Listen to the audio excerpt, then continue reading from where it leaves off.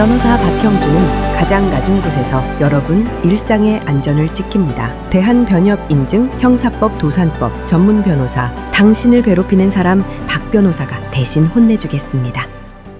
박형준 변호사라고 합니다. 오늘은 혼인 무효와 혼인 취소에 대해 설명드리고, 또 이것이 이혼과 무슨 차이가 있는지 간단히 설명드리는 시간을 가지도록 하겠습니다. 혼인 무효는 어떤 경우일까요? 아주 쉬운 간단한 예를 들자면, 국적 취득을 목적으로 외국인과 결혼을 했다. 같이 산 적도 없다. 돈을 받고 단지 혼인신고하고 이 외국인께서 한국에 들어오는 걸 편하게 하기 위해서 혼인을 했다. 그러고 나서 몇 년 뒤에 이제 돈 받고 이혼하기로 계약을 했다. 이건 혼인 무효이겠어요? 혼인 취소겠어요? 이혼이겠어요? 혼인의 의사가 있었기 때문에 혼인 무효입니다. 무효. 한국에 있는 배우자가 혼인 무효 소송을 제기하면 이 호적도, 지금 호적이라 하지 않죠. 가족관계 증명서라 그러죠. 깨끗하게 말소가 되고 기록이 아예 나타나지가 않습니다. 또 다른 혼인 무효의 예로는 어떤 법무부 장관 후보자께서 젊은 시절에 짝사랑하는 여성분을 자기 배우자로 호적에다가 올려놓는 그런 일이 있었죠. 그것 때문에 낙마하셨는데 자기도 모르게 그렇게 혼인신고를 하는 그런 일이 있었지요. 그런 경우도 당연히 혼인무효 소송으로 될 수 있습니다. 혼인무효 소송을 하게 되면 제일 먼저 법정에 가서 판사님께서 물어보시는 게, 공정증서 원본 부실기재죄로 고소를 하셨나요? 고소 결과는 어떻게 됐나요? 그부터 물어보십니다. 왜 그런가 하니, 상대방의 의사도 없이 혼인신고를 했다는 것 자체는 형법의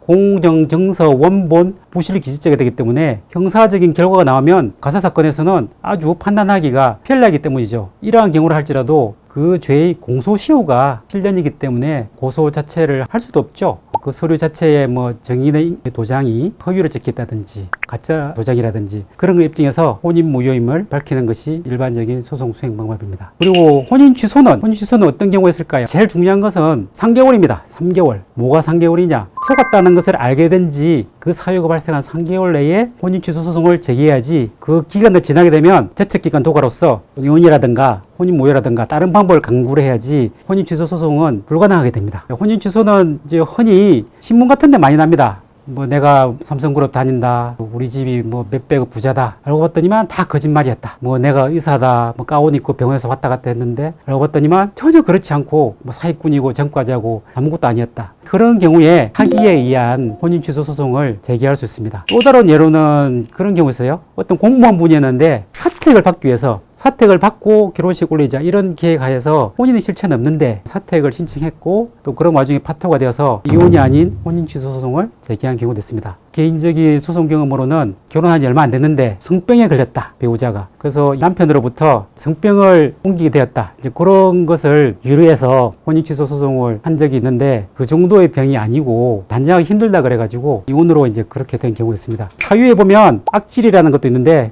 중한 병이죠. 매우 심한 정신병이라든가 그런 경우도 있고요. 또 사기에 대해서는 여러 가지 파례를 보다 보면 기가 막힌 일이 많습니다. 좋은 줄 알았는데 이혼을 하셨다. 그것도 혼인 취소 사유가 됩니다. 뭐 자식은 없다고 해서 결혼을 했는데 봤더니만 자식이 있었다. 이것도 혼인 취소 사유가 되겠죠. 근데 여기서 하나 문제 내볼까요? 이혼을 한 번 했다 그러는데 알고 봤더니만 이혼을 2번 한 거야. 그러면 이건 혼인 취소 사유가 되겠어요? 안 되겠어요? 한 번 하나, 2번 하나, 그게 뭔 큰 차이냐 이래가지고 큰 문제가 된 건 아닌 사안이 있습니다. 혼인 취소 사건 아니었는데 상대방이 이혼에 대해서 굉장히 문제 삼은 적이 있습니다. 혼인 취소에 대해서는 전청조 사건이라든가 정관 사건이라든가 그런 것도 어떻게 보면 혼인 취소 사유가 명백한 그런 경우죠. 그런 소송을 가진 않았지만, 전청조 같은 경우에는 자력, 배경, 심지어 성별도 기망을 하는 그런 경우고, 정강한 씨 같은 경우에도 이혼 소송으로 끝나긴 했지만 전과자에다가 빚만 많은 그런 사기꾼이었죠. 혼인 무효와 혼인 취소의 사이는, 혼인의 취소는 말은 취소지만 민법상의 취소와는 달리 장래효만 있습니다. 그래서 그 기간 동안 태어난 아이는 혼인 중의 자녀가 되고 재산분할 청구권도 됩니다. 혼인 무효는 애초부터 없었기 때문에 재산분할 청구권 이런 논의를 하진 않고 부당이득 소송으로 가게 되는 것이고, 그 사이에 태어난 자녀도 인지나 준정으로 해결될 문제지 당연히 혼인 중의 자녀로는 되지 않습니다. 혼인 무효는 호적 자체, 그러니까 뭐 지금의 가족관계 증명서를 깨끗하게 말소시켜주지만, 혼인 취소는 상세 혼인관계 증명서에 혼인 취소 사유가 이렇게 기재되게 됩니다. 이러한 차이점이 있고, 단기간에 이렇게 혼인이 상대방이 뭐 기망 사실이나 여러 가지 질병이나 숨긴 사실로 인해서 됐다면 혼인 취소를 검토해 보는 것이 제일 중요했고, 무엇보다 다시 강조드리지만 3개월을 꼭 지키셔야 됩니다. 이상입니다.